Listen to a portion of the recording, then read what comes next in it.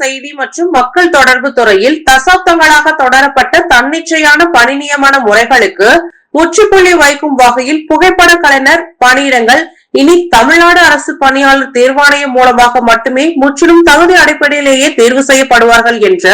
வரலாற்று சிறப்புமிக்க சீர்திருத்த உத்தரவை முதலமைச்சர் சி ஜோசப் விஜய் தலைமையிலான தாவேகா அரசு பிறப்பித்துள்ளது. கடந்த காலங்களில் எவ்வித முறையான தேர்வுகளும் இன்றி சில குறிப்பிட்ட சமூக குழுக்களின் ஆதிக்கத்துடனும் அரசியல் தலையீடுகளுடனும் தனிப்பட்ட விருப்பு வெறுப்புகள் அடிப்படையிலும் வழங்கப்பட்டு வந்த இந்த பணியிடங்கள் தற்போது TNPSCயின் ஒருங்கிணைந்த தொழில்நுட்பம் வரம்பிற்குள் முறைப்படி கொண்டு வரப்பட்டுள்ளது. இது தொடர்பான அதிகாரப்பூர்வ வேலைவாய்ப்பு அறிவிப்பாணை கடந்த மே 20 அன்று தேர்வாணையத்தால் முறைப்படி வெளியிடப்பட்டு மே 27 ஜூன் 25 நள்ளிரவு 11:59 மணி வரை ஆன்லைன் மூலம் விண்ணப்பங்கள் வரவேற்கப்படுகின்றன.